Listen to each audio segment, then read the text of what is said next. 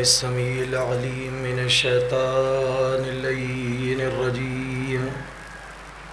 بسم الله الرحمن الرحيم. الحمد لله الذي إليه مصائر الخلق وواقب الأمر، نحمده على عظيم إحسانه ونير لطفه وبرهانه ونوامي فضله وامتنان لم يلد سبحانه فيكون في العز مشاركا، ولم يولد فيكون مورثا هالكا، لم يتقدم وقت ولا زمان ولم يتعاوره زيادة ولا نقصان، جلت عظمته.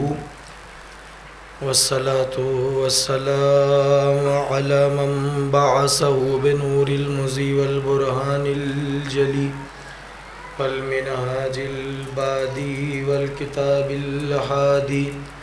أسرته خير الأسر وإترته خير الإتر، أغصانها معتدلة وثمارها متعدلة. مولده بمكة وهجرته بالطيبة، سيدنا ومولانا بالقاسم محمد وعلى أهل بيته الطيبين الطاهرين المعصومين المظلومين، الذين أذهب الله عنهم الرجس وطهرهم تطهيرا.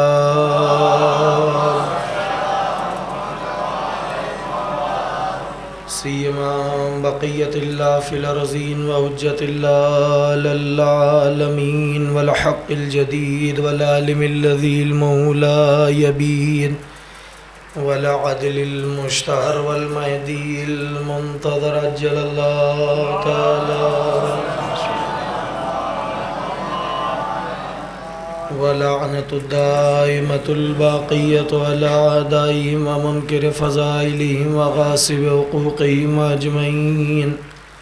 أما بعد، فقد قال سبحانه وتعالى في محكم كتابه المجيد وقوله الحق. بسم الله الرحمن الرحيم. يا أيها الذين آمنوا من يرتد منكم عن دينه فسوف يأتي الله بقوم يحبهم ويحبونه، أذلة على المؤمنين أعزة على الكافرين، يجاهدون في سبيل الله ولا يخاف لومة لائم، ذلك فضل الله يؤتيه من يشاء والله واسع عليم. إنما وليكم الله ورسوله والذين آمنوا الذين يقيمون الصلاة ويؤتون الزكاة وهم راكعون، ومن يتول الله ورسوله والذين آمنوا فإن حزب الله هم الغالبون. صلوات پڑھ دیجیے.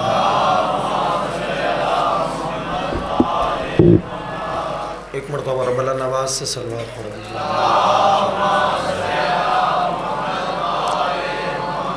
حضرین گرامی قدر معزز سامعین محترم، 1438 ہجری کے عشرہ محرم کی 5ویں تقریر آپ حضرات اس بارگاہ میں سماعت فرما رہے ہیں. موضوع ذہن عالیہ میں ہے، گفتگو تصرف ولایت پر ہو رہی ہے. دعا گو ہوں خان صاحبان کے لیے، ان کے خانوادے کے لیے، اور بہت سے دوست احباب نے دعا کے لیے کہا ہے. فردن محترم واجد خان صاحب، برادر فخر شاہ اور برادر تقی رضا کے لیے بھی بیٹے کے لیے کہا گیا ہے، اور بابا فرید نے اپنی آنکھوں کے لیے کہا ہے، برادر گوہر کی ترقی کے لیے، اور دیگر دوست احباب، برادر جواد ان کی اولاد کے حق میں، جملہ مومنین و مومنات جس کی جو شرعی حاجات ہے پروردگار اسے اپنی بارگاہ میں شرف قبولیت عطا فرمائے. کوئی غم نہ دے سوائے غم محمد و آل محمد کی۔ ایک صلوات پڑھیے تو میں عرض کرتا ہوں۔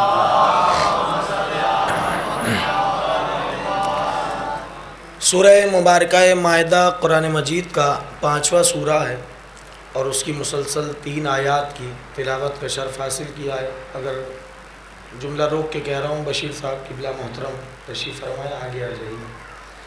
ایک اور صلوات پڑھ دیجئے محمد و آل محمد۔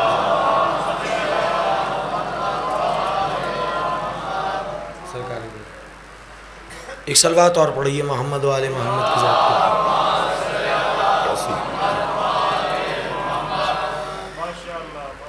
خدا ارشاد فرما رہا ہے، وہ لوگ کہ جو ایمان لائے اور پھر مرتد ہو گئے، پھر گئے، ان کا یہ پھرنا خدا کی ذات پہ کوئی فرق نہیں پڑتا۔ فَسَوْفَ يَأْتِ اللَّهُ بِقَوْمٍ، اللہ ایک قوم کو لائے گا جس کی پہلی صفت یہ ہے يُحِبُّهُمْ وَيُحِبُّونَهُ، وہ قوم اللہ سے محبت کرتی ہے، اللہ اس قوم سے محبت کرتا ہوگا۔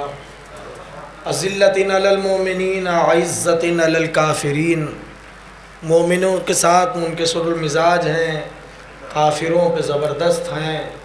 یجاہدون فی سبیل اللہ، اللہ کے راستے میں جہاد کرنے والی قوم ہے۔ ولا یخاف لومۃ لائم، ملامت کرنے والوں کی ملامت انہیں خوف زدہ نہیں کرتی۔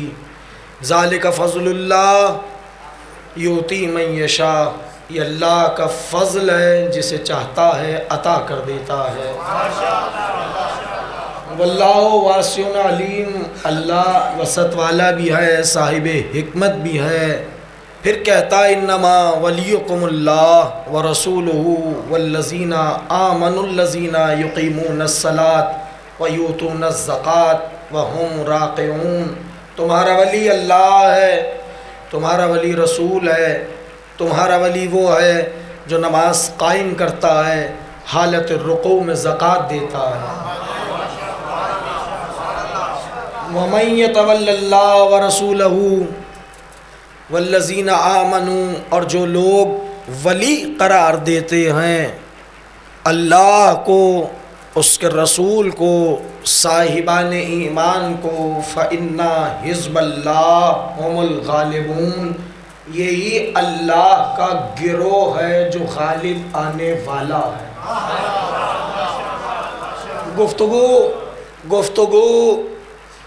ولایت کے تصرف پہ چل رہی ہے، کل سے مسلسل ہو رہا ہوں۔ یہ عقیدہ ہونا چاہیے کہ ولی خدا اسے کہتے ہیں جس کے ہاتھوں میں کائنات کا تصرف ہو، جس کے ہاتھ میں نظام کائنات ہو۔ اب جملے کو محفوظ کرتے رہیے گا، ایک ایک جملے کی شرح نہیں کروں گا اس لیے کہ 5واں مرحلہ ہے، بات کی کچھ مجلسیں رہ گئی ہیں۔ ولی خدا وہ ولی ہوتا ہے جس کے تصرف میں کائنات ہوتی ہے، ذرہ ذرہ اس کے ہاتھوں میں ہے، جب چاہے نظام کائنات کو روک دے، جب چاہے نظام کائنات کو روک دے، جب چاہے نظام کائنات کو جاری کر دے۔ ذرے ذرے کا تصرف ولی خدا کے ہاتھوں میں ہے۔ یہی راز ہے عزیزو، یہی راز ہے کہ جب ولی خدا کے ہاتھوں میں کائنات کا تصرف ہے تو وہی ولی خدا ایک بلند مقام پہ علی کھڑے ہیں، کبھی دائیں طرف اشارہ کرتے ہیں، کبھی بائیں طرف اشارہ کرتے ہیں، کبھی سامنے کی طرف اشارہ کرتے ہیں، کبھی پشت کی طرف اشارہ کرتے ہیں۔ ایک شخص کھڑا ہوا دیکھ رہا ہے کہ علی یہ کیا کر رہے ہیں۔ ایک مرتبہ جب علی فارغ ہو کے پلٹے تو اس نے سوال کر لیا کہ مولا یہ آپ کیا کر رہے تھے، کبھی دائیں اشارہ کبھی بائیں اشارہ، میں سمجھا نہیں۔ علی بولے کہ لگے میں کائنات میں رزق تقسیم کر رہا تھا۔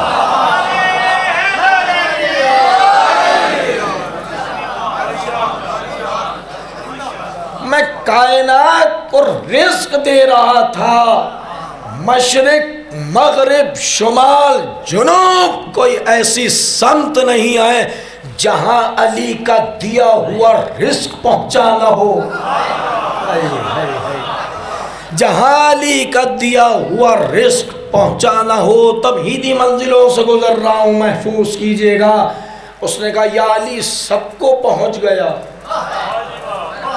یا علی سب کو پہنچ گیا۔ علی بولے سب کو پہنچ گیا، اگر تجھے شک ہے تو 7 سمندروں کی تہ میں جو مچھلیاں حرکت کر رہی ہیں اگر ان کے شکم کو بھی چاک کر کے دیکھے گا تو علی کا دیا ہوا رزق وہاں ملے گا۔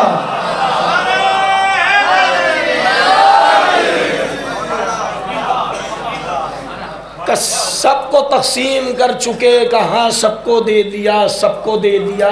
کوئی جہت کوئی سمت ایسی نہیں ہے جہاں علی کا بانٹا ہوا رزق نہ پہنچا ہو۔ اس نے مولا کے یہ جملے سنے، ظاہر ہے جہاں شقوق پلتے ہیں وہاں ولایت نہیں پلتی۔ کیسے کہوں آپ کی خدمت میں، شک میں ولایت نہیں ہے، یقین پہ ولایت ہے۔ اب اگر یہ جملہ لیا ہے آپ نے تو دوسرا جملہ بھی سن لیجئے۔ علی ہی نے اور پیغمبر نے بھی یہ جملے کہے ہیں، لیکن خاص طور سے مولا کائنات سے یہ روایت ہے، دنیا میں کوئی کہیں مرے اس وقت تک نہیں مرتا جب تک علی کے چہرے کو دیکھ نہ لے۔ علی بول رہے ہیں جب تک میری زیارت نہ کر لے اس وقت تک کوئی مرتا نہیں ہے، چاہے کافر ہو، چاہے مومن ہو، چاہے منافق ہو۔ جب دنیا سے جاتا ہے علی کے چہرے کو دیکھتا ہے۔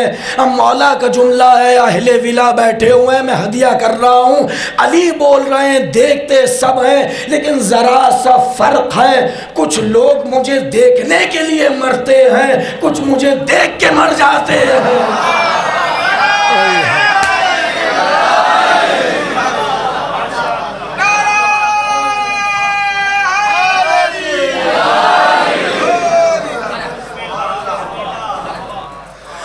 اس نے کہا سب کو دے دیا، علی نے کہا ہاں سب کو رزق مل گیا ہے، سب کو بانٹ دیا ہے۔ وہ گیا گھر، اس نے شیشی اٹھائی اور اس میں کچھ خاک جمع کی، مٹی کو جمع کیا اس نے، اور کچھ حشرات الارض کو اس مٹی میں ڈالا اور شیشی کا ڈھکن بند کر دیا اس نے، اور لے جا کے اس نے اپنے گھر پہ رکھ لیا۔ لے جا کے اس نے گھر پہ رکھا۔ اگلی صبح نمودار ہوئی، آستین میں چھپا کر وہی شیشی لے کے چلا، اسی مقام پہ آیا، دیکھا علی اسی انداز میں کھڑے ہیں، اور کبھی دائیں اشارہ کبھی بائیں اشارہ۔ جملے کو ضائع نہ کیجیے گا، وضاحت نہیں کروں گا، پتہ نہیں کیسے آپ اسے سمجھیں گے۔ علی کے سارے کام صبح صبح ہوتے تھے،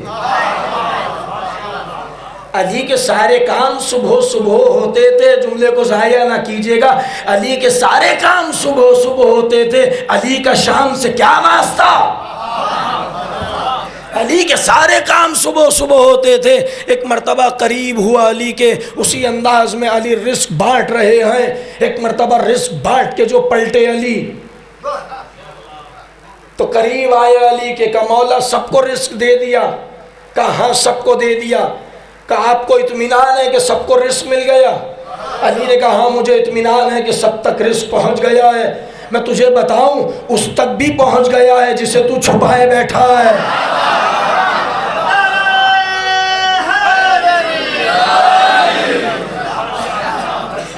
وہاں تک بھی رزق مل گیا ہے جسے تو نے چھپایا ہوا ہے۔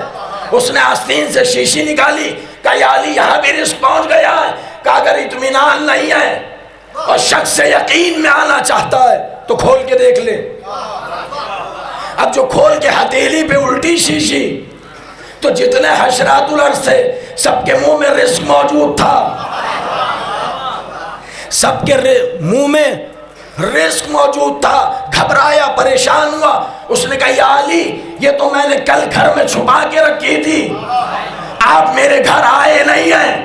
علی مسکرا کے بولے کیا کبھی ملک الموت کو گھر آتے دیکھا ہے؟ وہ آتا ہے روح لے جاتا ہے، نہ اس کے آنے کا پتہ نہ اس کے جانے کا پتہ۔ علی نے کہا تو سمجھا نہیں ہے، جب ملک الموت آ سکتا ہے تو وہ ہے عامر، میں ہوں اولی الامر۔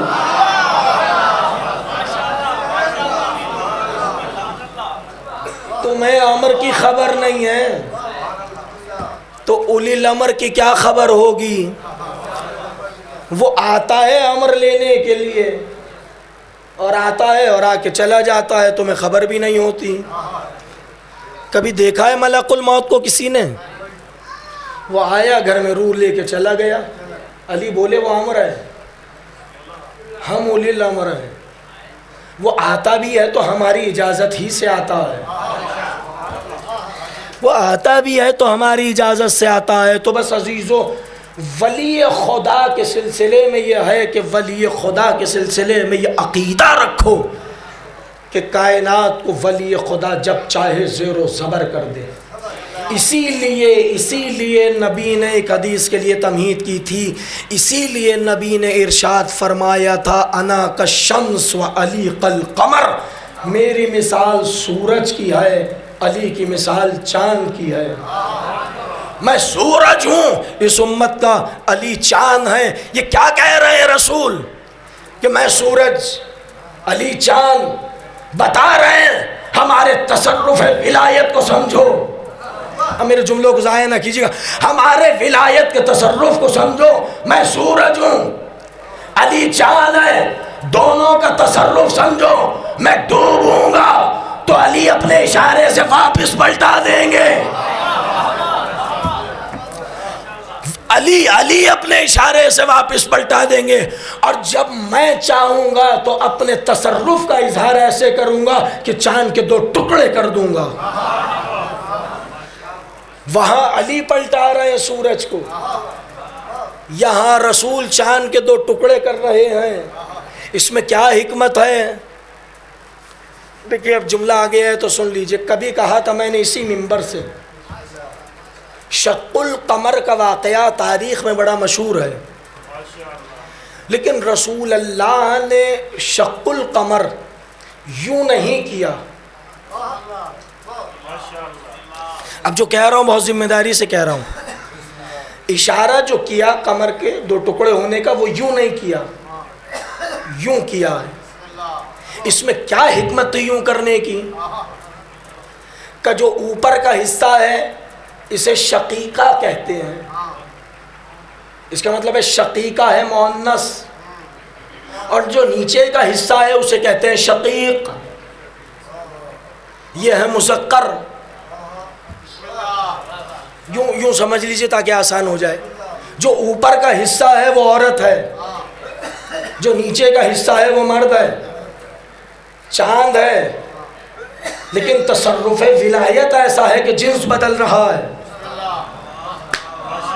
تصرف ولایت ایسا ہے کہ جنس کو بدل رہا ہے۔ ایک شقیق، اوپر والا حصہ عورت، نیچے والا حصہ مرد، یعنی شقیقہ عورت کے لیے استعمال ہوتا ہے، شقیق مرد کے لیے ہوتا ہے۔ مصطفیٰ ڈوب جائیں تو علی اشارے سے حیات کو پلٹائیں، یہ علی کا تصرف ہے۔ وہ مصطفیٰ نے تصرف دکھایا کہ علی کی حیات پر جب اشارہ کیا تو شق القمر بنی، علی کی حیات یوں، ایک شقیقہ ہوا، ایک شقیق ہوا۔ بولے علی تو زینب بنتا ہے، خاموش رہے تو عباس بنتا ہے۔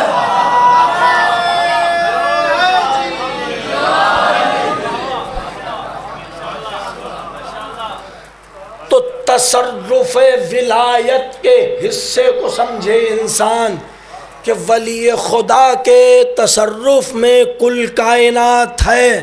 میں ایک منزل کے لیے تمہید کر رہا ہوں، یہی راز ہے کہ ایک مرتبہ نبی نے علی کو اپنے پاس بلایا، اور بلانے کے بعد کہا کہ یا علی، یہ نگینہ ہے، اسے لے جاؤ انگشتری والے کے پاس، اور اس کے اوپر محمد ابن عبداللہ کندہ کروا کے لے آؤ۔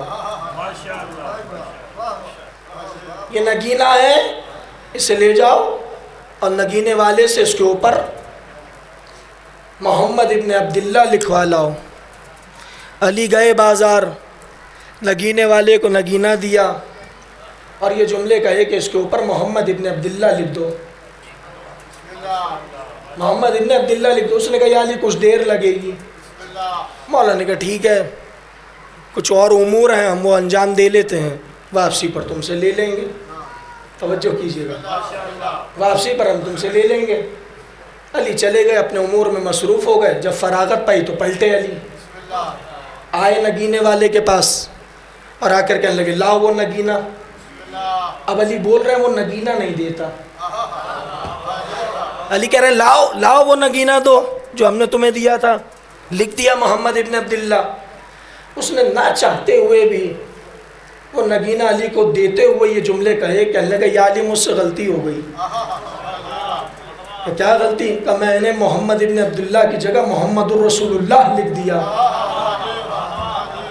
میں نے محمد الرسول اللہ لکھ دیا۔ آپ میری سفارش نبی کی بارگاہ میں کر دیجئے گا، پھر جیسا وہ حکم دیں گے مجھے منظور ہے۔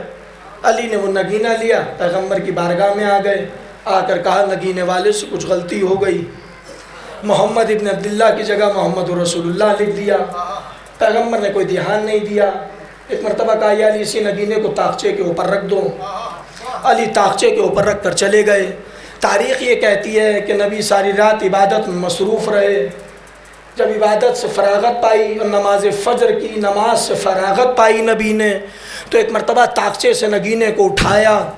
اب جو نگینے کو اٹھایا تو محمد رسول اللہ کے نیچے علی ولی اللہ لکھا ہوا تھا۔ نبی شجدر ہوئے، نبی حیران ہوئے کہ محمد رسول اللہ کے نیچے علی ولی اللہ لکھا تھا۔ ابھی نبی حیرت میں تھے کہ جبرائیل نازل ہوئے، اور نازل ہونے کے بعد کہا یا رسول اللہ، خدا فرماتا ہے، خدا کہتا ہے کتبتا ما اردتا کتبنا ما اردنا، اے میرے محبوب جو تم نے چاہا وہ تم نے لکھوایا، جو ہم نے چاہا وہ ہم نے لکھوا دیا۔ ایک صلوات پڑھیے محمد والے میں۔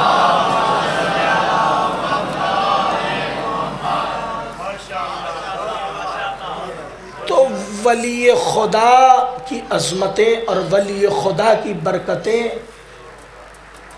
اسے انسان اپنی زندگی میں سوچے اور غور کرے۔ اس میں سب کے لیے کہہ رہا ہوں بلا تفریق ملت و مذہب، ولی خدا کو کیسا ہونا چاہیے؟ یہ ایک سوال ہے امت سے کہ ولی خدا کو کیسا ہونا چاہیے؟ جس نے حل کر لیا وہ کامیاب ہو گیا۔ کہ ولی خدا کی صفات کیسی ہوں، ولی خدا کو ہونا کیسا چاہیے۔ کل ایک جملہ کہا تھا آپ کی خدمت میں کہ ولی خدا کا سب سے بڑا کمال یہ ہے کہ نہ وہ بندہ ہے نہ وہ خدا ہے۔ سب سے بڑا ولی خدا کی حیات کا کمال یہ ہے نہ وہ بندہ ہے نہ وہ خدا ہے، بلکہ بندے اور خدا کے درمیان وہ وسیلہ ہے، بلکہ بندے اور خدا کے درمیان وہ وسیلہ ہے۔ ولی خدا جو یہاں کی بات وہاں پہنچاتا ہے اور وہاں کی بات بندوں تک پہنچاتا ہے۔ اگر آپ آمادہ ہو گئے ہوں تو میں بس جس کے لیے تمہید کی تھی، تصرف کا ایک حصہ آپ کی خدمت میں عرض کر رہا ہوں آج کی حد تک، اور گفتگو کل آگے بڑھے گی۔ ایک عجیب منزل تاریخ نے بتائی ہے، اور وہ منزل ہے جنگ ذات سلاسل کی۔ جنگ تفصیل سے نہیں پڑھوں گا، جنگ صرف اشارہ کر رہا ہوں، اس لیے کہ تصرف ولایت اس کے اندر موجود ہے، اس لیے میرے موضوع میں ہے، اس لیے کہہ رہا ہوں۔ جنگ ذات سلاسل کے سلسلے میں یہ ہے کہ جنگ ذات سلاسل میں سپاہ سالار علی ہیں، اور تمام جنگیں جو 62 برس میں علی کی حیات میں ہوئی ہیں اور علی نے لڑی ہیں، یہ وہ واحد جنگ ہے، واحد جس میں علی بہت غیظ میں ہے، علی بہت غصے میں ہے۔ یہ واحد جنگ ہے، توجہ ہے، یہ واحد جنگ ہے تاریخ اسلام کے اندر اور علی کی حیات میں جس میں علی غیظ میں ہے۔ اس میں غیظ میں ہونے کی وجہ یہ ہے کہ لشکر بکھرا پڑا ہے، لشکر گھبرا رہا ہے، اور جیسے جیسے لشکر گھبراتا ہے علی کا خیز بڑھتا ہے۔ اس کی وجہ کیا ہے؟ اس کی وجہ یہ ہے کہ علی نے جنگ ذات سلاسل میں لشکر کے لیے جانے کے لیے جو راستہ منتخب کیا، وہ راستہ بہت خطرناک ہے۔ وہ راستہ خطرناک اس لیے ہے کہ وہاں وحشی درندوں کا بسیرا ہے، اور وحشی درندے وہاں بڑی کثرت سے موجود ہیں۔ تو لشکر گھبرا رہا ہے وحشی درندوں سے کہ جیسے ہی لشکر جائے گا تو وحشی درندے چیر پھاڑ دیں گے۔ ایک شخص تاریخ نے بتایا، وہ آیا علی کے پاس، اس نے کہا یا علی لشکر خوف زدہ ہے، کیسے جائیں گے؟ وحشی درندے پھیلے ہوئے ہیں، ہر طرف چیر پھاڑ دیں گے، آپ راستہ بدل دیجئے۔ اب خیز سمجھ میں آئے گا علی کا، کہنے لگے سنو، جس نے چلنا ہو وہ ساتھ چلے، جس نے چلنا ہو وہ ساتھ چلے، اور جو نہیں جا رہا ہے وہ جا کے نبی سے کہہ دے میں نے علی کی اطاعت نہیں کی۔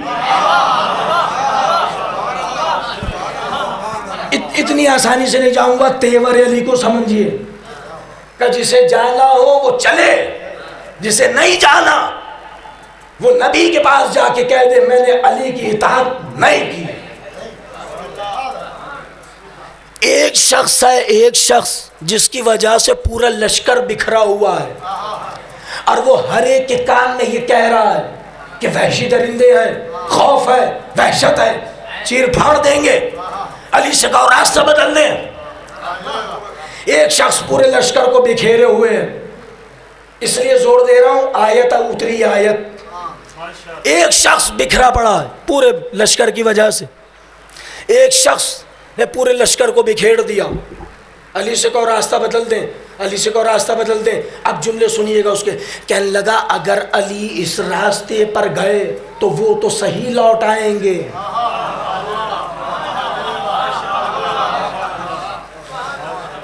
اگر علی اس راستے پہ گئے تو وہ تو سالم لوٹ آئیں گے، وحشی درندے تمہیں چیر پھاڑ دیں گے، جھوٹا صحیح، بہکانے والا صحیح، لیکن صداقت اور عظمت علی کو سمجھتا ہے۔ کیسے کہوں آپ کی خدمت میں، جھوٹا بہکا رہا ہے، علی سے حسد کر رہا ہے، کہہ رہا راستے بدل دیجئے، لیکن کم سے کم اتنا سچا ہے کہ جانتا ہے کہ اگر کوئی، جملے کو ضائع نہ کیجیے گا خدا کی قسم، اگر کوئی وحشی درندوں کے درمیان سے واپس لوٹ سکتا ہے تو وہ سوائے لہو ابو طالب کے کوئی نہیں ہے۔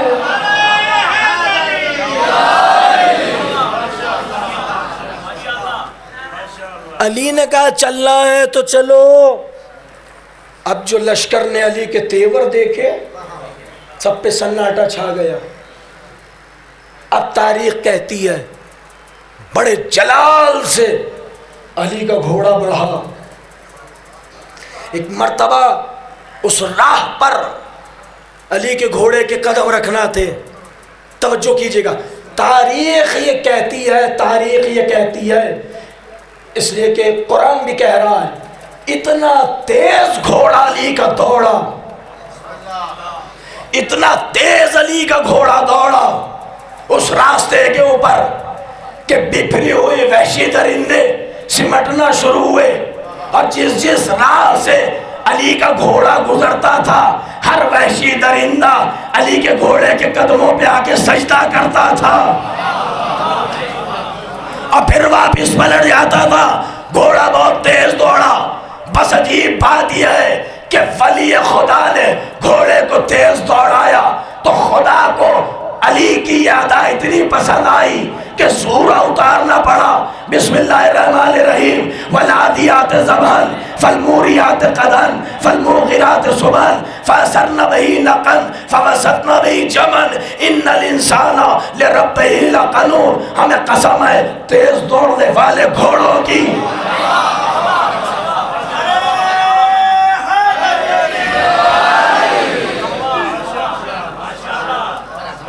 ہمیں قسم ہے تیز دوڑنے والے گھوڑوں کی، اور صرف یہی نہیں، ہمیں قسم ہے ان کے پیروں سے نکلنے والی چنگاری کی، اور اتنا ہی نہیں، ہمیں قسم ہے اس لعاب کی جو گھوڑوں کے منہ سے نکل رہا تھا۔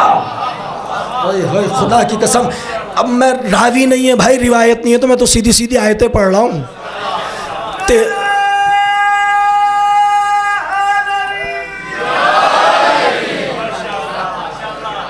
73 فرقوں کے قرآن کو اٹھا کے دیکھ لیجئے، آئے ولادیات تو اب بھی رکھی ہوئی ہے۔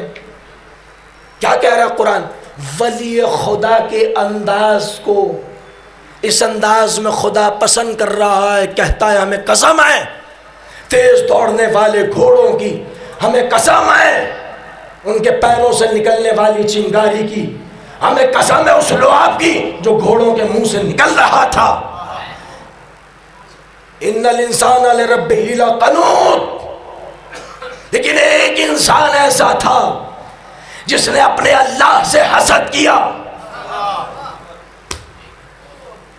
مجھے نہیں پتا تھا اتنا سناٹا ہو جائے گا۔ ایک انسان ایسا تھا جس نے اپنے رب سے حسد کیا، اس نے حسد کیا علی سے۔ خدا کہہ رہا ہے کہ ہم سے حسد کیا، تو اب طے ہو گیا آیت کی روشنی میں، جو دنیا میں کہیں بھی علی سے حسد رکھے، اس کا مطلب ہے علی سے حسد نہیں ہے، خدا سے حسد ہے۔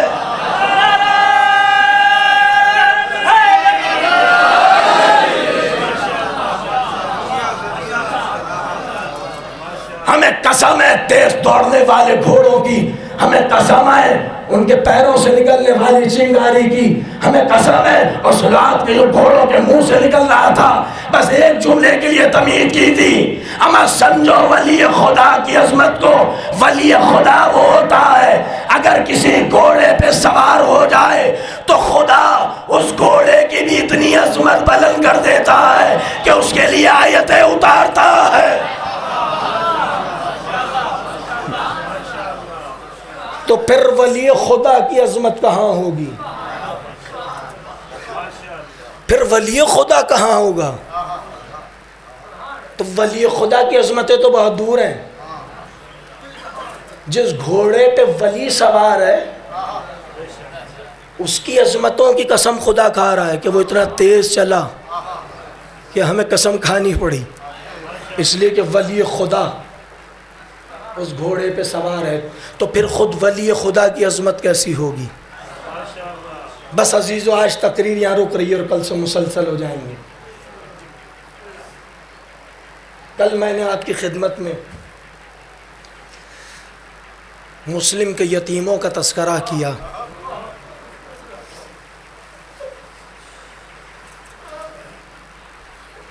آج جی چاہتا ہے کسی ولی کی بڑی بیٹی زینب کے دو چاند کا تذکرہ آپ کی خدمت میں کروں۔ کیسے کہوں آپ کی خدمت میں؟ یہ سوچ کے روئیے گا، یہ سوچ کے آن محمد کو پرسہ دیجیے گا کہ زینب ساری زندگی حسین کو روئی، آن محمد کو نہیں روئی۔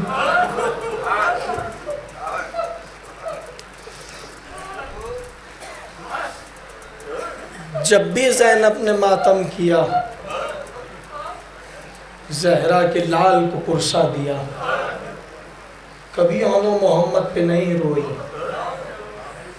چلی تھیں مدینے سے لے کر چلی تھیں بچوں کو، اور اس انداز میں لے کر چلی تھیں کہ جب عبداللہ سے اجازت لے آئیں تو ایک مرتبہ حسین مستورات بنی ہاشم کے بیچ میں کھڑے ہیں۔ زینب نے اس حلقے کو ختم کیا کہ مستورات بنی ہاشم دائیں بائیں ہو جاؤ۔ مقتل کہتا ہے حسین تنہا کھڑے تھے۔ ایک مرتبہ زینب نے کہا بچوں حسین کے گرد 7 چکر لگاؤ۔ بچوں نے 7 چکر لگائے۔ جب 7 چکر مکمل ہو گئے، مقتل کا بہت مشہور جملہ ہے، زینب نے عجیب فقرہ بچوں سے کہا، کہنے لگی سنو آج کے بعد ہمیں ماں نہ کہنا، تم حسین کا صدقہ ہو۔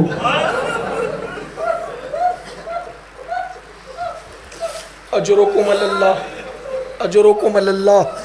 مولا آپ کو کوئی غم نہ دے سوائے غم محمد و آل محمد کے۔ اے آن و محمد سنو، آج سے ہمیں ماں نہ کہنا، بہت اطمینان سے پرسہ دیجیے گا، ظاہر پرسے کے ایام چل رہے ہیں۔ میں جملہ کہہ چکا، زینب کے بچے جانے، زینب جانے، آپ کا پرسہ جانے۔ ساری زندگی جو ماں اپنے لاڈلوں کو نہیں روئی ہے، یہ سوچ کر روئیے گا کہ اسے پرسہ دینا۔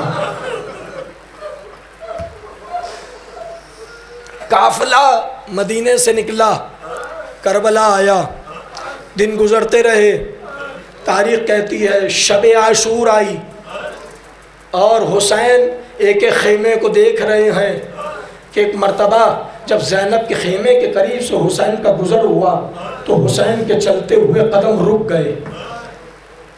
مقل یہ کہتا ہے کہ زینب خیمے میں آن و محمد کی زلفیں سوار رہی تھی اور یہ جملے کہتی جاتی تھی، لاڈلو صبح جنگ ہونی ہے، دیکھو ہمیں شرمندہ نہ کر دینا۔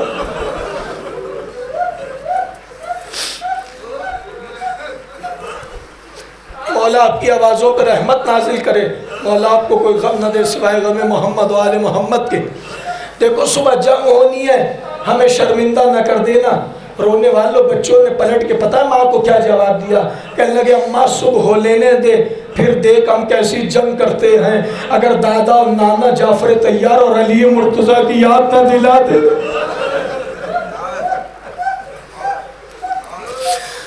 تو اپنی اولاد نہ کہنا بس دوستو میرے عزیزو، روز عاشور کی صبح نمودار ہوئی، ایک ایک جانثار حسین پہ قربان ہوتا رہا۔ ایک مرتبہ جب کچھ دیر بعد آن و محمد خیمے میں پلٹے تو زینب کے عجیب تیور تھے، کہنے لگی اے آن و محمد تم اب تک زندہ ہو، اے آن و محمد تم اب تک زندہ ہو۔ آن و محمد نے ماں کے سامنے ہاتھوں کو جوڑا، کہا اماں ہم کیا کریں، امو رنگ کی اجازت نہیں دیتے۔ بس یہ فکرہ سننا زینب نے ایک مرتبہ آواز دی، اماں فضہ ذرا ماجال حسین کو بلائیے۔ فضہ در خیمہ پہ آئی، امام حسین کو صدا دی، حسین زینب کے خیمے کے قریب آئے۔ ایک مرتبہ بہن نے بھائی سے کہا بھیا آن و محمد کو اجازت کیوں نہیں دیتا؟ حسین خاموش ہے۔ زینب نے پھر کہا آن و محمد کو اجازت کیوں نہیں دیتا؟ حسین چپ ہے۔ تیسری مرتبہ جب زینب نے کہا اور کوئی جواب حسین نے نہیں دیا تو زینب نے چوتھی مرتبہ عجیب جملے کہے، کہنے لگی اچھا بھیا میرے پھر ایک سوال کا جواب دے، یہ بتا کیا خدا کو تیرا صدقہ پسند نہیں ہے؟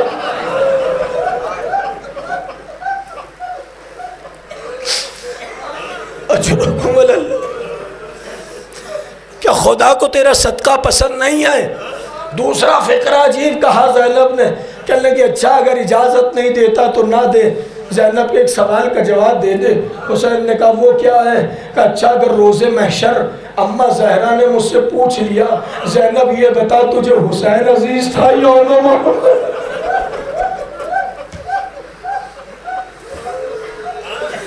حسین کی طرف سے اجازت ملی، بہن اجازت ہے۔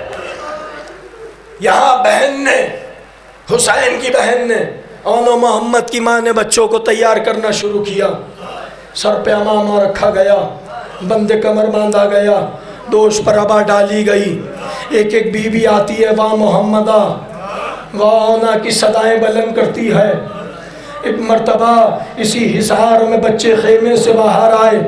حمید ابن مسلم کے جملے ہیں جب میں نے ان دو چاندوں کو دیکھا تو سورج کی روشنی مان پڑ رہی تھی۔ وہ جب چاند نمودار ہوئے تو سورج کی روشنی مدھم پڑ رہی تھی۔ عباس آگے بڑھے، حسین آگے بڑھے، دونوں بچوں کو سوار کر آیا، بچے مقتل میں آئے، جنگ کرنا شروع کی۔ کثیر تعداد میں فوج اشقیہ کو واصل جہنم کیا۔ ایک مرتبہ آن و محمد کا فرات پہ قبضہ ہوا، فرات پہ قبضہ ہونا تھا۔ حسین مسکرا اٹھے، کہا مرحبا میرے لاڈلو مرحبا۔ یہاں در خیمہ پر فضہ مسکرائی۔ زینب نے کہا فضہ خیریت تو ہے؟ فضہ نے کہا بی بی مبارک ہو، آن و محمد کا فرات پہ قبضہ ہو گیا ہے۔ ایک مرتبہ زینب سجدے میں گری اور یہ کہہ کے گری فضا کہیں ایسا نہ ہو اونو محمد پانی پی لے، زہرا کا لال پیاسا ہے۔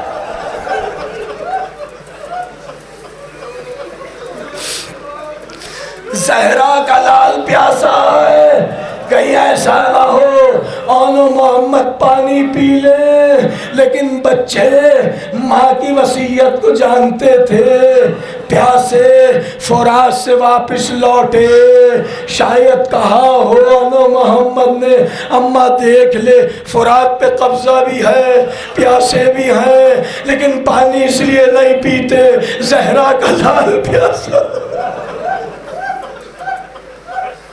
زہرا کا لال پیاسا ہے۔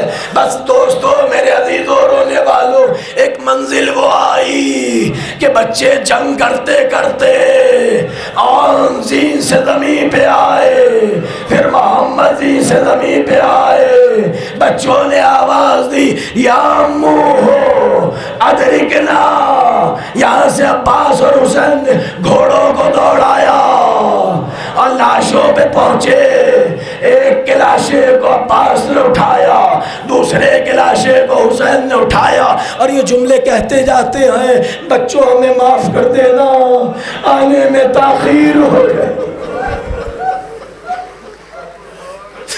بچوں ہمیں معاف کر دینا آنے میں تاخیر ہو گئی۔ بس 2 منزلیں تقریر ختم ہو گئی، اونو محمد کے لاشوں کو عباس اور حسین لے کر چلے، زینب کے خیمے کے قریب آئے، اب حسین کی ہمت نہیں ہوتی کہ خیمے میں داخل ہو جائیں، بہن کی آواز آئی بھیا اونو محمد کے لاشوں کو لے،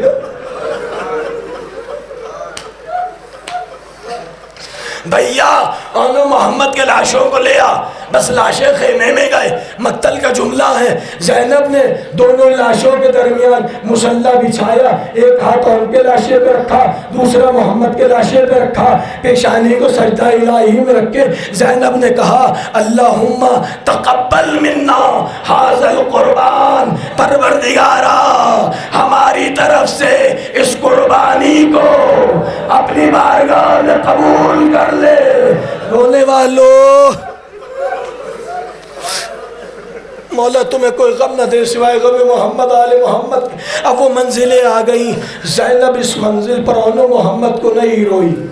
11 محرم کو زینب اسیر ہو کر کربلا سے کوفہ، کوفہ سے شام، لیکن زینب ان راستوں میں اونو محمد کو نہیں روئی، زہرا کے لال کا ماتم کرتی رہی۔ لیکن مقتل کہتا ہے ایک منزل وہ بھی آئی کہ جب تبرکات شہداء ملے اور شہداء کے سر واپس آئے، ایک مرتبہ جب اونو محمد کے سر آئے تو کسی بی بی نے دیکھ کے کہا کاش یہ منظر دیکھنے سے پہلے ان بچوں کی ماں مر گئی ہو۔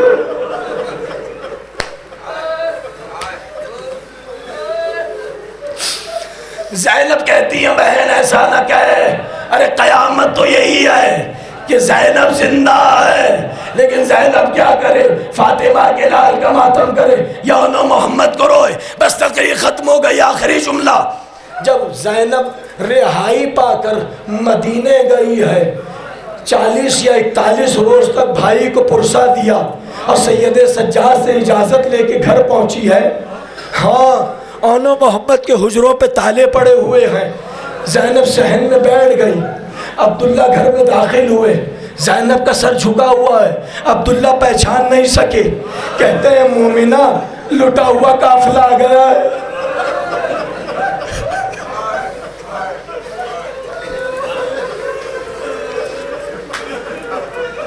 عبداللہ پہچان نہیں سکے، زینب سے کہتے مومنہ لٹا ہوا قافلہ آ گیا ہے، تجھے پرسا دینا ہو تو حسین کے گھر چلی جا۔ ایک مرتبہ زینب نے سر کو اٹھایا، عبداللہ پہچان،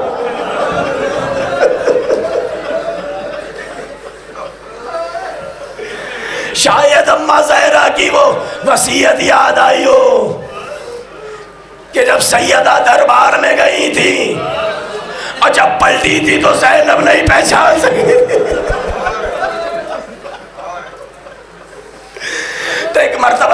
نے سوال کیا تھا اماں جب گئی تھی بال سیاہ تھے لوٹی اور سفید ہو گئے ہیں، تو زہرا نے کہا تھا زینب سب دربار کا سوال کرے لیکن تم مجھ سے دربار کا ختم کر دی میں نے تقریر۔ زینب نے کہا عبداللہ باقی باتیں بعد میں ہوں گی، ارے ذرا میرے بچوں کے حجرے کو کھول دو۔ اب جو محمد کا حجرہ کھلا، زینب داخل ہوئی، چھوٹے چھوٹے بستروں کو دیکھا، بڑھ کر ماں نے سینے سے لگا کربلا کا رخ کیا، ایک مرتبہ آواز دی اے محمد، اماں زینب شرمندہ ہے۔ زینب کیا کرتی؟ زہرا کے لال کا ماتم کرتی یا میرے لاڈلو زینب؟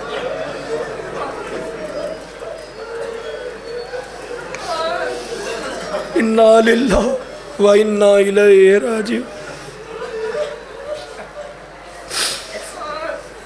بار الہ تجھے زینب کی اجڑی ہوئی گود کا واسطہ، وارث کرب و بلا کے ظہور میں جل تاجیل عطا فرما، تاجیل فرما، تاجیل فرما، تاجیل فرما، ہمیں مولا کے آوان و انصار میں شامل فرما برحمتک یا